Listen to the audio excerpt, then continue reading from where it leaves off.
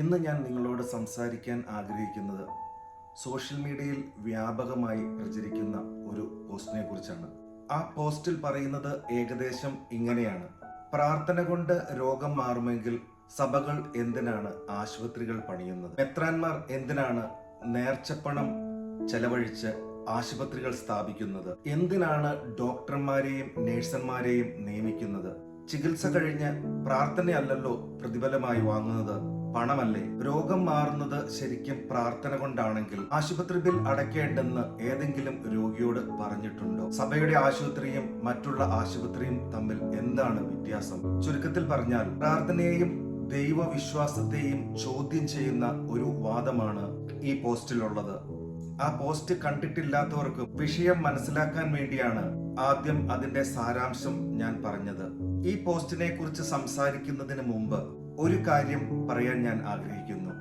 എല്ലാവരും ഒരേ വിശ്വാസമുള്ളവരായിരിക്കണമെന്നില്ല. ദൈവത്തെ വിശ്വസിക്കണമോ വേണ്ടിയോ എന്നത് ഓരോരുത്തരുടെയും വ്യക്തിപരമായ തീരുമാനമാണ്. എന്നാൽ വന്നിച്ചില്ലെങ്കിലും നിന്ദിക്കരുത് എന്ന നിലപാടാണ് ഞാൻ ആഗ്രഹിക്കുന്നത്. പ്രത്യേകിച്ച് ഒരു കാലത്ത് ദൈവത്തെ മഹത്വപ്പെടുത്തുകയും മറ്റുള്ളവർക്ക് ദൈവത്തെക്കുറിച്ച് പറഞ്ഞു കൊടുക്കുകയും ചെയ്തിരുന്ന ചിലർ ഇന്ന് അതേ ദൈവത്തെയും വിശ്വാസത്തെയും പരിഹസിക്കുകയും നിന്ദിക്കുകയും ചെയ്യുന്നത് കാണുമ്പോൾ ഒരു വിശ്വാസി എന്ന നിലയിൽ എനിക്ക് വേദന തോന്നുന്നു.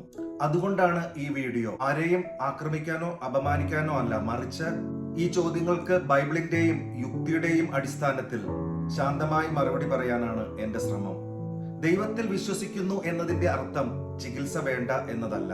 ദൈവം മനുഷ്യന് നൽകിയ ഏറ്റവും വലിയ അനുഗ്രഹങ്ങളിൽ ഒന്നാണ് അറിവ്. ആ അറിവ് കൊണ്ടാണ് ഡോക്ടർമാരും നേഴ്സന്മാരും ശാസ്ത്രജ്ഞരും മരുന്നുകളും ചികിത്സാ രീതികളും ഉണ്ടായത്. ബൈബിളിൽ പോലും മനുഷ്യന്റെ ജ്ഞാനത്തെയും ചികിത്സയെയും തള്ളിക്കളയുന്നില്ല. പ്രാർത്ഥിക്കാനും പരസ്പരം ശുശ്രൂഷിക്കാനും പറയുന്ന അതേ ദൈവം മനുഷ്യന് വിവേകവും കഴിവും നൽകിയിട്ടുണ്ട്. ഒരു കർഷകൻ വിത്ത് വിതച്ചിട്ട് മഴയ്ക്കായി പ്രാർത്ഥിക്കുന്നു, പക്ഷെ പ്രാർത്ഥിച്ചു എന്ന് പറഞ്ഞ് വിത്ത് വിതയ്ക്കാതിരിക്കില്ല. അതുപോലെ രോഗിയാൽ പ്രാർത്ഥിക്കുകയും ചികിത്സ തേടുകയും ചെയ്യുന്നത് വിശ്വാസത്തിന് വിരുദ്ധമല്ല. ആശുപത്രിയിൽ പണം വാങ്ങുന്നു എന്നത് മറ്റൊരു വാദമാണ്. ആശുപത്രി നടത്താൻ ഡോക്ടർമാരും നേഴ്സന്മാരും ടെക്നീഷ്യന്മാരും ശുചീകരണ തൊഴിലാളികളും മരുന്നുകളും ഉപകരണങ്ങളും വൈദ്യുതിയും എല്ലാം ആവശ്യമാണ്. ഇവയ്ക്കെല്ലാം ചെലവുണ്ട്. അതുകൊണ്ട് ചികിത്സയ്ക്ക് പണം ഈടാക്കുന്നത് പ്രാർത്ഥനയുടെ വില വാങ്ങുന്നതല്ല, ആരോഗ്യ സേവനത്തിന്റെ ചെലവാണ്. അതുകൊണ്ട് സഭ നടത്തുന്ന ആശുപത്രിയും മറ്റ് ആശുപത്രികളും ചികിത്സയിൽ ശാസ്ത്രീയ രീതിയാണ് പിന്തുടരുന്നത്. അതിൽ തെറ്റൊന്നുമില്ല. കാരണം സത്യമായ വിശ്വാസം ശാസ്ത്രത്തെ ഭയപ്പെടുന്നില്ല.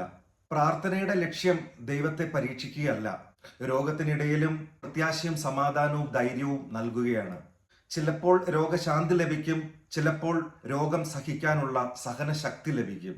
രണ്ടിലും ദൈവം പ്രവർത്തിക്കാമെന്ന് വിശ്വാസികൾ വിശ്വസിക്കുന്നു. അതുകൊണ്ട് പ്രാർത്ഥനയും ചികിത്സയും തമ്മിൽ മത്സരമില്ല, രണ്ടും ഒരുമിച്ച് നടക്കാം. ദൈവം അനുഗ്രഹങ്ങൾ ചെയ്യാൻ കഴിവുള്ളവനാണെന്ന് ഞാൻ വിശ്വസിക്കുന്നു.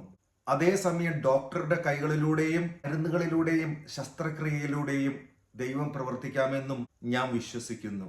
അതിനാൽ വിശ്വാസത്തെ പരിഹസിക്കാതെ ശാസ്ത്രത്തെയും ആദരിച്ച് മനുഷ്യജീവനെ വിലമതിച്ച് മുന്നോട്ടു പോകാം. നന്ദി. ദൈവം എല്ലാവരെയും അനുഗ്രഹിക്കട്ടെ.